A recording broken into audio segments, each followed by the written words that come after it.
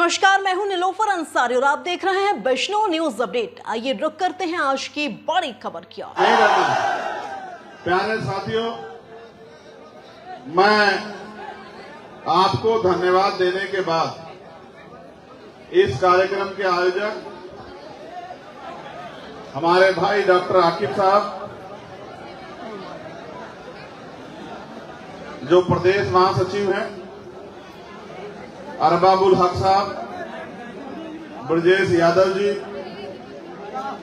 अजय गौतम जी, राजेंद्र भारती जी, राम प्रसाद राव जी, इश्तियाक जी, अजय गौतम जी, शिवचंद्र भारती जी, जितेंद्र राणा जी, केशव यादव जी, समीम अख्तर जी, सलीम रायनी जी, कालीचरण यादव जी, नासिर अली खान जी, खुर्शीद आलम जी, विष्णुदत्त वर्मा जी, मेराज अहमद जी, विशाल कुमार जी, तौफीक हैदर जी, डॉक्टर जाहिद जी, शकील साहब, बाबा वर्मा जी, शिवा वर्मा जी, अब्दुल नईम जी, रितेश जी, जमील अंसारी जी,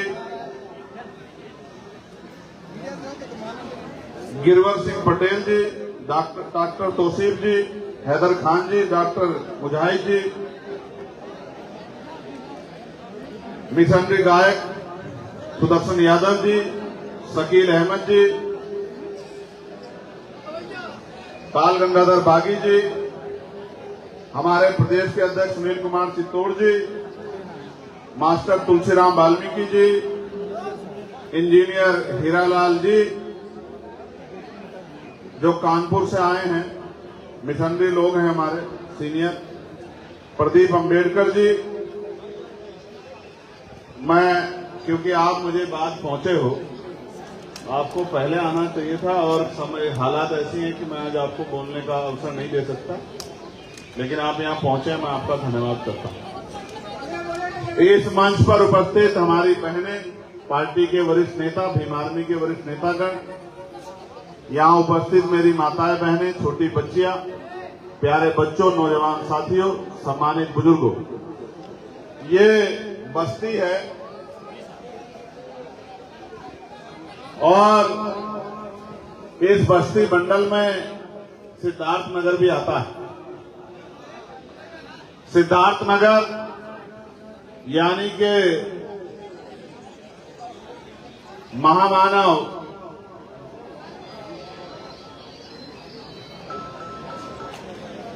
भगवान बुद्ध की धरती, भगवान बुद्ध की धरती के इस मंडल में आज मुझे आपके बीच आने का मौका मिला। और ऐसा नहीं कि मैं यहां पहली बार आया हूं, इससे पहले भी मैं कई बार यहां आया। नगर पंचायत के चुनाव में आया था, बस्ती नगर में, कप्तानगंज में, गोरखपुर जब मैं चुनाव लड़ा तो गोरखपुर भी यहां बस्ती के साथी पहुंचे थे। सिद्धार्थनगर में डुमरियागंज लोकसभा में जब हम लड़े तो भी बस्ती के लोगों ने बहुत मदद की थी, इस मंडल के लोगों ने। तो भगवान बुद्ध ने कहा है कि दुखों का कारण है और कारण का निवारण। उन्होंने ये भी कहा है कि अपने दुखों से मुक्ति के लिए हमें स्वयं ही प्रयास करने पड़ेंगे। यानी कि जिसका दुख है उसी को प्रयास करना पड़ेगा उन दुखों से मुक्ति के लिए। इसके लिए उन्होंने कहा है कि अपो दीपो भव, अपना दीपक स्वयं बनो। बैठो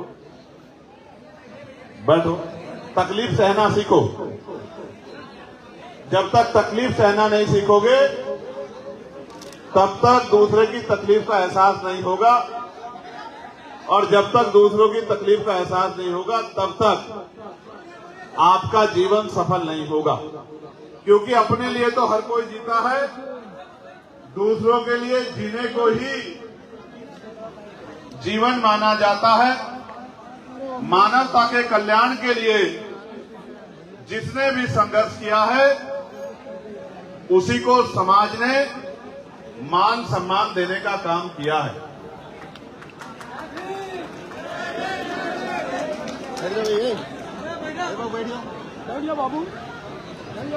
प्यारे साथियों, अपनी बात को रखने से पहले मैं दुनिया में जन्मे सभी संतों, गुरुओं और महान पुरुषों को नमन करता हूं। महामानव तथागत बुद्ध, जगत गुरु सतगुरु रविदास जी महाराज, संत कबीर जी, गुरु नानक देव, भगवान वाल्मीकि, संत गाडगे जी महाराज, नारायण गुरु, ईवी पेरियार रामा नायकर स्वामी, राष्ट्रपिता ज्योतिबा फूले, छत्रपति साहू जी महाराज, करोड़ों गरीबों, शोषितों, महिलाओं के मुक्तिदाता, संविधान के रचयिता डॉक्टर बाबा साहब अम्बेडकर, महामना रामस्वरूप वर्मा, चौधरी महाराज सिंह भारती, बाबू जगदेव प्रसाद मुचवा, जननायक कपूरी ठाकुर, सर छोटू राम, मान्यवर दीना भाना वाल्मीकि साहब, संत राम बीए प्रजापति, बाबू शिवदयाल चौरसिया, बर्मानंद लोधी जी, मान्यवर साहब श्री काशीराम, मां अवंतिकाबाई लोधी, मां झलकारी बाई, मां अहिल्याबाई होलकर, मां फातिमा सेठ, मां सावित्रीबाई फूले, मां रमाबाई और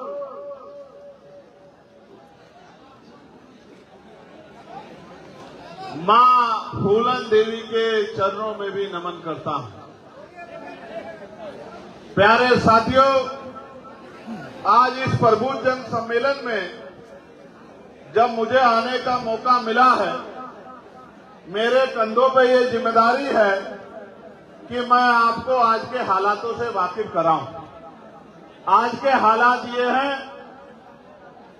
कि देश में 80 करोड़ लोगों को सस्ता राशन दिया जा रहा है, यानी कि 80 करोड़ लोग गरीबी की रेखा से नीचे जीवन यापन कर रहे हैं और हमारी आबादी लगभग 140 करोड़ के आसपास है, यानी कि 60% लोग इस देश में गरीब हैं। 75 साल की आजादी के समय के बाद जहां हमारे बराबर में चाइना एक ही समय पे आगे बढ़ा और भी कई देश एक ही समय पे आजादी प्राप्त करने के बाद आगे बढ़े, हमारी सरकारें कहती हैं कि हमें 5 ट्रिलियन की इकोनॉमी वाला देश बनना है और पड़ोसी देश 25 ट्रिलियन इकोनॉमी के देश बन गए हैं। हमें शर्म आनी चाहिए हमारी सरकारों को कि जिस देश की 60% आबादी गरीबी की रेखा से नीचे जीवन यापन कर रही हो, जो देश भुखमरी में दूसरों देश की अपेक्षा 100वें पायदान से ऊपर हो, जिस देश में आज भी लाखों लोग भीख मांग के अपना जीवन यापन करते हों, जिस देश में एनसीआरबी के डाटे के रिगार्डिंग जो एनसीआरबी का डेटा कहता है लाखों महिलाओं पे हत्या, रेप, बलात्कार और दायन कह के या नीची जाति की कह के उनके साथ हिंसा की जाती हो, जिस देश में महिलाओं के साथ साथ रोज लोगों की हत्या होती हो, उस देश में जहां तमाम पार्टियां ये कहती हैं कि एक ही धर्म के लोग, एक ही जाति के लोग, एक ही वर्ग के लोग प्रबुद्ध हैं,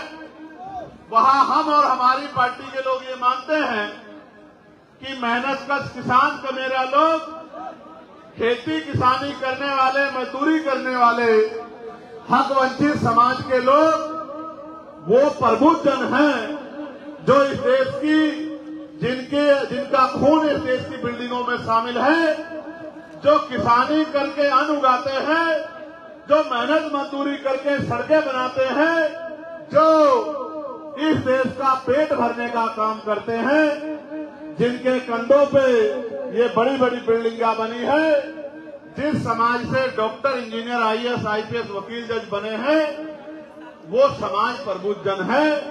इसलिए हमने मनुवादी मानसिकता के खिलाफ हक वंचित समाज के लोगों को, बहुजन समाज के लोगों को प्रबुद्ध जन समाज बनाने का, और जो बनावा प्रबुद्ध जन समाज है, उनको अपने साथ जोड़ के काम देकर इस मिशन को आगे बढ़ाने के लिए हम लोग निकले। ये हमारा 8वां सम्मेलन है। हमने ये सहारनपुर से शुरू किया था, फिर मेरठ के हापुड़ में, फिर गाजीपुर में, फिर आगरा में, 5वां सम्मेलन लखनऊ में जिसने सबकी नींद उड़ा दी, 6ठा झांसी में, 7वां कल कानपुर में, और आज 8वां बस्ती में मुझे आने का मौका मिला। इसके बाद अभी 10 सम्मेलन और बाकी हैं। आप मेरी बात को याद रखना। अगर आज आपने मेरी बात पे गौर किया और आपने मेरी बात पे पहरा दिया, मेरी बात पे साथ खड़े हो गए और इस लड़ाई को लड़ने का काम किया, मैं वचन देके कहता हूं कि 2027 में ऐसा इंकलाब आएगा कि धरती चीर के जो है ये किसान, नौजवान, हक वंचित बहुजन समाज के लोग राजकाज अपने हाथ में लेने का काम करेंगे। और जैसे भगवान बुद्ध ने कहा है, अपो दीपो भव, अपना दीपक स्वयं बनने का काम करेंगे। प्यारे साथियों, आप मेरा बड़ा नुकसान कर रहे हो, क्योंकि मैं आपको कह रहा हूं कि आप अगर नहीं बैठ पा रहे हो तो बाहर चले जाओ, लेकिन आप ना जाने क्यों किसी उलझन में या लापरवाही में इस तरह का काम कर रहे हो कि सभी लोगों के सामने परेशानी खड़ी हो रही है। आप रास्ता बना दो, बहुत सारे लोग गर्मी में बेचैन हैं, आप रास्ता दे दोगे तो वो आराम से बाहर चले जाएंगे और फिर बाहर बैठकर ही मेरी बात को सुन लेंगे। प्यारे साथियों, हमने प्रबुद्ध जन सम्मेलन के जरिए कई मांगे अपनी रखी हैं और आज आपके सामने भी दोहराऊंगा, और आप उनमें अपना समर्थन, और अगर आप उनसे सहमत नहीं हो तो उस बात को जरूर मुझे बताना। हमने प्रबुद्ध जन सम्मेलन के जरिए ये मांग रखी थी कि जातिगत जनगणना होनी चाहिए। क्या आप चाहते हो जातिगत गणना हो? सिर्फ जातिगत गणना नहीं होनी चाहिए, जातिगत गणना के साथ साथ आर्थिक आंकड़े भी जारी होने चाहिए। कैसे? किसके पास जमीन है, किसके पास घर है, किसके पास 2 पहियों की गाड़ी है, किसके पास 4 पहियों की गाड़ी है, किसके बैंक अकाउंट में कितना पैसा है, किसके पास ट्रेन है, हेलीकॉप्टर है, बस है, हवाई जहाज है, किसके पास नौकरी है, किसके पास कंपनी है, किसके पास उद्योग है, किसके पास इंडस्ट्री है, और कौन भूख से लड़ रहा है, कौन रोजी रोटी के लिए दूसरे प्रदेशों में प्लान करके अपना पसीना बहा रहा है। मैं बस्ती के लोगों, अभी दुबई गया था। दुबई जब मैं गया था तो दुबई में मुझे बस्ती के बहुत सारे लोग मिले। वो वहां मालिक नहीं है, लेकिन वो 50 डिग्री टेम्परेचर में, जिस डिग्री टेम्परेचर में आप निकल भी नहीं सकते मेरे लोगों, उस 50 डिग्री टेम्परेचर में, और जिसे हम लू कहते हैं यहां गर्म हवाओं में, वो उस गर्म हवाओं में उस दुबई को दुबई बनाने का काम करते हैं। 35 लाख से ज्यादा मजदूर जो वहां रहते हैं वो भारत के रहने वाले हैं, उत्तर प्रदेश के हैं, पंजाब के हैं, हरियाणा के हैं, झारखंड के हैं, बिहार के हैं, उत्तराखंड के हैं, और वही लोग हैं जिनके खून पसीने से वो बुर्ज खलीफा जैसी बड़ी बड़ी बिल्डिंगें बनी है, जिनको देख के दुनिया ये कहती है कि दुबई ने बड़ी तरक्की की। प्यारे साथियों, इसलिए मैं आपसे कह रहा हूं, उनकी आबादी 80 लाख के करीब है। 35 लाख मजदूर भारत से जाके उस दुबई को दुबई बनाने का काम कर रहे हैं। जो लोग भारत से जाके दुबई को दुबई बना सकते हैं, वो भारत को दुबई से बड़ा क्यों नहीं बना सकते? आप सोचिए। क्योंकि वहां शर्म का सम्मान है और यहां धर्म का सम्मान है, यहां कर्म का सम्मान भी नहीं। मुझे बड़ी जिम्मेदारी से कहना पड़ेगा, बहुत महत्वपूर्ण लोग इस मंच पर बैठे हैं, वहां शर्म का सम्मान है और हमारे देश में धर्म का सम्मान है, जाति का सम्मान है, कर्म का सम्मान नहीं है। इसका उदाहरण मैंने बहुत बार देखा और हमारे महापुरुषों ने भी बताया। यहां बराबर में इसी मंडल में संत कबीर नगर जिला आता है। संत कबीर नगर, कबीरदास जी ने कहा था, कबीर खड़ा बाजार में दिया लुकोटी, कबीरा खड़ा बाजार में लिए लकोटी हाथ, जो घर जरावे अपना चले हमारे साथ। आप इस बात की गंभीरता को समझना मेरे लोगों। कबीरदास जी ने कहा था कि जिसके अंदर अपना घर जलाने की हिम्मत हो, वो हमारे साथ चले इस व्यवस्था से लड़ने के लिए। मैं आज आपको कह रहा हूं, बस्ती में अगर आप समाज से कुछ छीनना चाहते हो तो रास्ता खुला हुआ है, अपने घर जाओ। और अगर समाज को कुछ देना चाहते हो, प्रदेश को, इस गरीबों को कुछ देना चाहते हो, उनके आंसू पूछना चाहते हो, इन पे जुल्म रोकना चाहते हो, इनमें प्यार पैदा करना चाहते हो, तो मेरे साथ इस आंदोलन में आके संघर्ष करो। आप याद रखना, ये आंदोलन फूलों की सेज नहीं है, ये कांटों का बिस्तर है। इस पर चलना तलवार की धार पे चलने जैसा है, बंदूकों के सामने खड़े होने जैसा है, गरम आग के ऊपर पैर रखने जैसा। मान्यवर काशीराम साहब ने कहा था कि मुर्दा लोग मिशन नहीं चलाते और जिंदा लोग मिशन को रुकने ही नहीं देते। आप याद करके देखो, साहब ने बात कही और मैं इस बात को आज आपके सामने मजबूती से रखूंगा। साहब ने यह भी कहा, अगर मिशन का काम करने जाओगे तो 3 चीजों का ध्यान रखना, अपमान भी होगा, आरोप भी लगेंगे और नुकसान भी होगा। क्योंकि जिस समाज को आप समझाने निकले हो, ये दलित, पिछड़ा, मुसलमान, अन्य धार्मिक अल्पसंख्यक, आदिवासी परिवार, इनके बीच में जाकर इनको समझाने का प्रयास करोगे, इनकी आदत सुधारने का काम करोगे, तो ये उल्टा हो सकता है, आपके साथ ही लड़ पड़े। समझने की कोशिश करो साथियों, दुश्मन बड़ा चालाक है। वो जानता है कि लोकतंत्र का मतलब है बहुमत का शासन, जिसका वोट होगा उसका राज होगा, जिसकी जितनी संख्या भारी होगी उसकी उतनी हिस्सेदारी होगी। लेकिन उसने षड्यंत्र करके लोकतंत्र को धनतंत्र में बदल दिया। पैसे वाले लोग ही ग्राम प्रधान से लेकर सांसद तक बनते हैं। आप देखो, गरीब का बेटा नहीं बन सकता। इसलिए आपको मुझे समझना होगा कि लोकतंत्र में भी जनता के साथ ठगी क्यों हो रही है, जनता की बात क्यों नहीं माने जा रही है।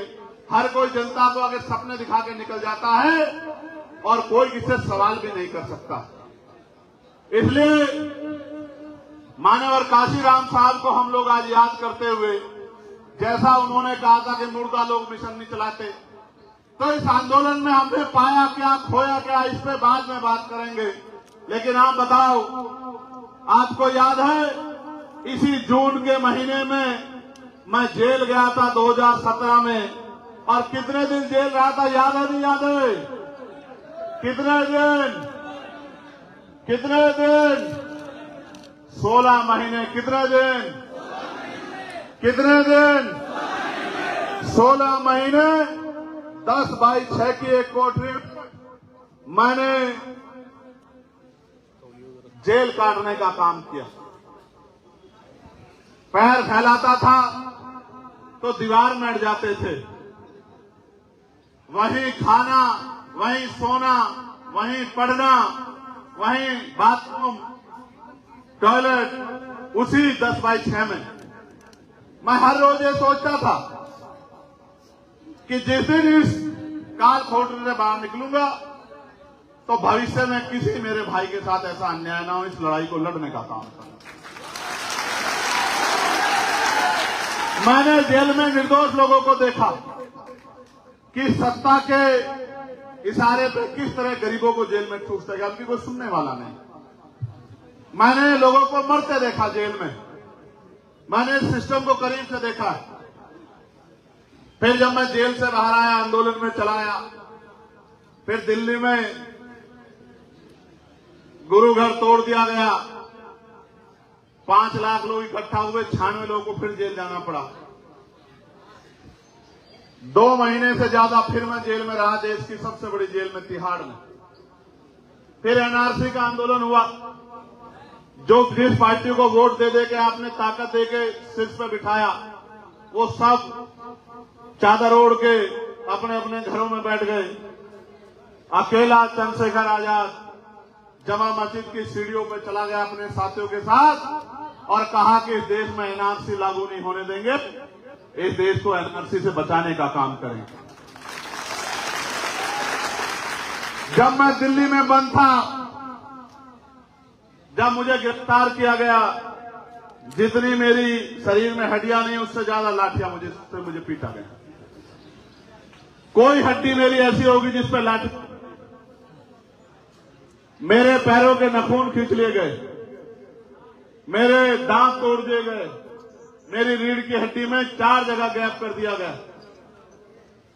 इन सब चीजों से निपटा मैं, और आपको भी बता रहा हूं कि जो ईमानदारी से लड़ता है, कुदरत उसके साथ होती है, उसका कोई बाल भी बांका नहीं कर सकता। मेरी बात क्या, उससे भी बात नहीं बनी, डरा नहीं, दबा नहीं, झुका नहीं, रुका नहीं, तो 4 गोलियां चल गई। एक गोली यहां लगी, फिर वे महापुरुषों के आशीर्वाद से, माओ बहनों के आशीर्वाद प्यार से, आप भाइयों के सहयोग से फिर बच गए। अब उनको ये पता लग गया कि ये मरने वाला नहीं, इसका जन्म मरने के लिए नहीं हुआ है, इसका जन्म कुछ करने के लिए हुआ है, और ये इसको रोकना आसान नहीं है। इसको किसी तरह से डिस्टर्ब करते रहो, परेशान करते रहो। उनको ये नहीं पता, मेरे पिताजी ने मुझसे कहा था कि चंद्रशेखर, जिसके जीवन में कोई लक्ष्य नहीं होता, उसका दुनिया में आना जाना खराब होता है। आज मैं आपको अपना लक्ष्य बता देना चाहता हूं।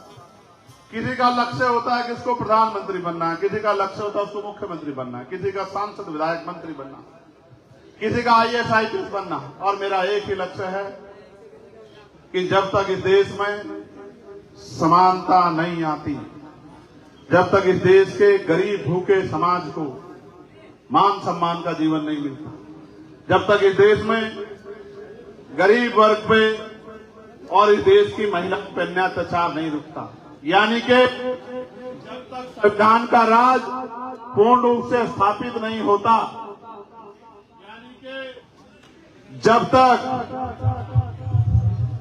इस देश में बाबा साहब अंबेडकर के सपनों का भारत नहीं बनता, समता मूलक समाज नहीं बनता, जब तक इस देश में सामाजिक, राजनीतिक, आर्थिक रूप से समानता नहीं आती, जब तक इस देश के गरीबों को स्वाभिमान, सम्मान का और इज्जत का जीवन नहीं मिलता, तब तक चंद्रशेखर आजाद मरेगा नहीं। मेरी बात को आप याद रखें। प्यारे साथियों, बाबा साहब अम्बेडकर ने कहा था, जीवन जीना कोई बड़ी बात नहीं है, बड़ी बात है स्वाभिमान सम्मान से जीना।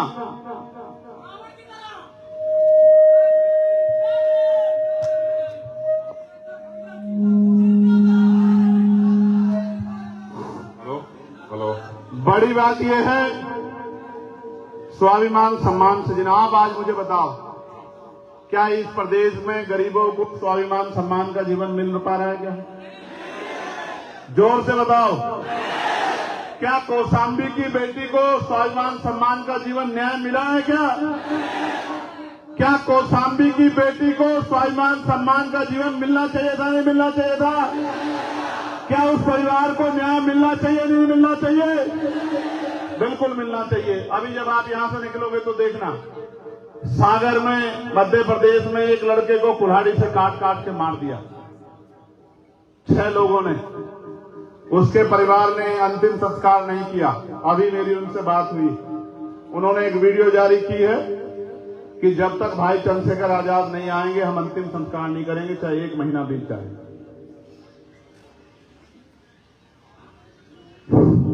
प्यारे साथियों, मुझे वहां होना चाहिए था उस परिवार के पास, लेकिन मैं सोचता हूं कि एक आदमी जो नहीं रहा, उसकी लड़ाई तो हमें लड़नी है।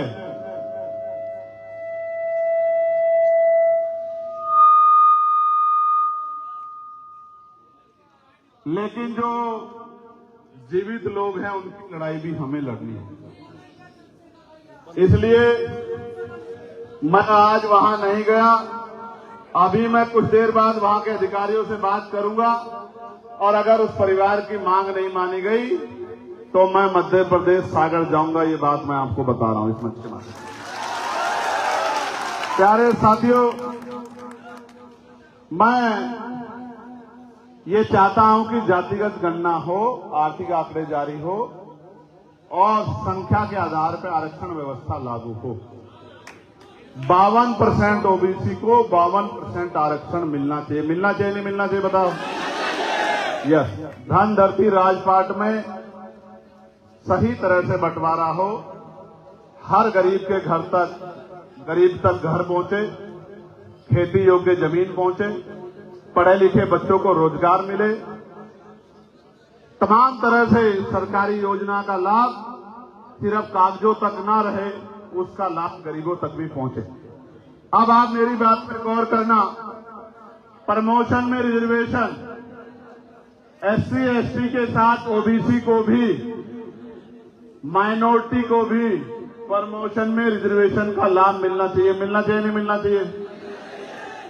हाँ, इस सरकार से पूर्व की सरकार ने उत्तर प्रदेश में प्रमोशन में रिजर्वेशन को रोक दिया था, जिससे हमारे बहुत सारे कर्मचारियों का डिमोशन हुआ और बहुत सारे कर्मचारियों को खून के आंसू बहाने पड़े। लेकिन मैं आपको विश्वास दिलाता हूं कि प्रमोशन में रिजर्वेशन हम लोग लागू कराने का काम करेंगे। इस बात को मेरी याद रखना। साथ साथ ठेकेदारी प्रथा खत्म करके, जो सीवर में लोग मरते हैं, जो कंपनियों में ठेकों पे काम करते हैं, सरकारी विभागों में ठेकों पे काम करते हैं, जिस तरह से निजीकरण करके सरकारी नौकरियों को खत्म किया जा रहा है, तो हम लोग ठेका प्रथा बिल्कुल बंद करेंगे और सरकारी पक्की नौकरी लोगों को देने का काम करेंगे।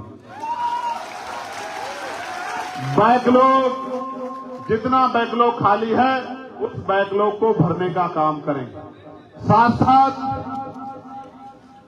पुरानी पेंशन का जो मामला चल रहा है, उस पुरानी पेंशन के मामले को भी सॉर्ट आउट करेंगे। पुरानी पेंशन भी लोगों को दिलाने का काम करेंगे। इस बात का भी मैं आपको विश्वास दिलाता हूं। एक सवाल सबसे बड़ा सबके मन में घूम रहा है ईवीएम को लेके। आप चाहते हो ईवीएम से चुनाव हो?